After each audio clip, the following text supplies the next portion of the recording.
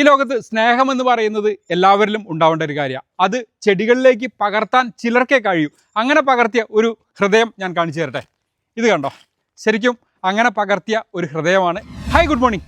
നമുക്കെല്ലാം ആദ്യമായിട്ടൊരു കൺമണി ഉണ്ടാവുന്ന സമയത്ത് ഭയങ്കര സന്തോഷവും സ്നേഹമാണ് അവരോട്, അല്ലേ? എന്ന് പറഞ്ഞ പോലെ ചെടി ജീവിതത്തിലെ ആദ്യത്തെ ഒരു കൺമണിയാണിത്. അതെ, എല്ലാവർക്കും ഉണ്ടാവും. പ്ലാന്റ് ലവേഴ്സിന് പ്രത്യേകിച്ചും ആദ്യമായി നമ്മുടെ ഗാർഡനിലേക്ക് വന്ന ചെടിയെ ആദ്യത്തെ കൺമണിയായിട്ടാണ് പലരും കാണുന്നത്. അതുപോലെ ഒരു ആദ്യത്തെ കൺമണിയാണ് ഈ കാണുന്ന ബൊഗൻവില്ല. ആദ്യത്തെ കൺമണിയെ ഈ വലിപ്പത്തിൽ ഇങ്ങനെ കിട്ടിയതല്ല കേട്ടോ. ഒരു അയൽവക്കത്തൊരു വീട്ടിൽ പോയപ്പോൾ ഒരു ചെറിയ 2-3 ഇഞ്ചുള്ള ഒരു കമ്പ് കൊണ്ടുവന്ന് ഈ വലിപ്പത്തിലേക്ക് സെറ്റ് ചെയ്തതാണ്. 1-2 വർഷമല്ല, ഒരു 6 കൊല്ലം കൊണ്ടാണ് ഇവൾ ഇത്ര സുന്ദരിയായത്. അപ്പോൾ ഇതെവിടെയാണ് എന്താണെന്ന് ചോദിച്ചാൽ നമ്മുടെ കുഴുവേലിയിലുള്ള മാത്യു ചായൻ്റെയും ജോളി ആൻ്റിൻ്റെയും വീട്ടിലാണ് ഈ മനോഹരമായ ഹൃദയം. അതെ, ഹൃദയത്തിന് വേണ്ടിയാണ് ഓരോരുത്തരും ഇന്ന് ഓരോ രീതിയിലാണെങ്കിലും മുന്നോട്ട് പോയിക്കൊണ്ടിരിക്കുന്നത്. ഇതാണ് ഞങ്ങളുടെ ആദ്യത്തെ മകള്. ഇതിന് പിന്നിൽ ഒത്തിരി കഥകളുണ്ട്. ഇത് ഞാൻ എൻ്റെ ഒരു ഫ്രണ്ടിൻ്റെ വീട്ടിൽ പോയ സമയത്ത് അവിടെ കുറേ ചെടികൾ നിൽക്കുന്നുണ്ട്. അതിലേറ്റവും മനോഹരമായി എനിക്ക് തോന്നുന്നു ഈ ചെടി ഇങ്ങനെ പൂത്ത് നിൽക്കുന്നത്. അപ്പോൾ അവിടുന്ന് ഞാനൊരു കമ്പ് കൊണ്ടുവന്ന് ഇവിടെ ഒരു ചട്ടി പിടിപ്പിച്ചു. അത് വളരെ നീളത്തിലിങ്ങനെ വളർന്നു നല്ല ഭംഗിയായിട്ട് വന്നു. പിന്നീട് ഇത് എൻ്റെ ഊഴമായിരുന്നു. ഇവൻ 2 കമ്പ് വെച്ച് അത് വളർന്ന് കയറി വന്നത്.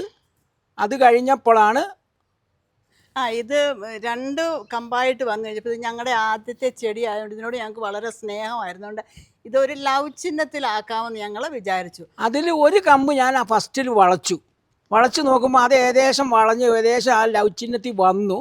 അങ്ങനെ അത് ഒരു 6 മാസം കഴിഞ്ഞേ പിന്നെയാണ് ഞാൻ രണ്ടാമത്തെ ചിമ്പും വളഞ്ഞ് കിട്ടിയപ്പോഴാണ് ഇത് ലവ് ചിഹ്നത്തിൽ ആക്കി കൊണ്ടുവരാമെന്നുള്ള ആഗ്രഹം വന്നത്.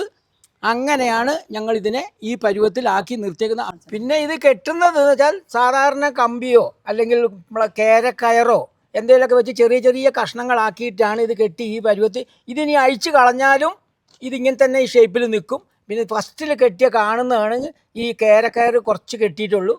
അത് കഴിഞ്ഞാൽ ഇത് ഇതേപോലെ തന്നെ നിൽക്കും. പോട്ടിംഗ് മിക്സ് നിറച്ചത് ഇതിനകത്ത് എല്ലാ പോട്ടിംഗ് മിക്സും മിക്സ് ചെയ്ത് ഇട്ടിട്ട് അത് നിറച്ചിട്ടാണ് ഞങ്ങൾ ഇതിനെ വളർത്തിക്കൊണ്ട് വരുന്നത്. പിന്നെ 2 വർഷം കഴിയുമ്പോൾ ഇതിൻ്റെ സൈഡ് എടുത്ത് കഴിഞ്ഞിട്ട് ഇതിനകത്ത് മണ്ണും വളവും എല്ലാം കൂടി മിക്സ് രണ്ടാമത് നിറച്ച് ബാക്കി വാരി പുറത്ത് കളഞ്ഞിട്ടാണ് പുതിയ പോട്ടിംഗ് മിക്സ് ഇടുന്നത്. അങ്ങനെ വളർന്ന് കയറി വരുന്നതാണ്. എങ്ങനെ ഷിബും ഷെനിലും കൂടെ വന്നതിന് ശേഷമാണ് ഇത്രയും ക്ലിയറായിട്ട് ഇത് ഷേപ്പ് ആയത്. അപ്പോൾ ഇനിയിപ്പോൾ എന്തെങ്കിലും നിങ്ങൾക്ക് സംശയം ഉണ്ടെങ്കിൽ ഈ ചാനൽ കമൻറ്റ് ചെയ്യുക. അപ്പോൾ എല്ലാവർക്കും നല്ലൊരു ദിവസം ആശംസിക്കുന്നു.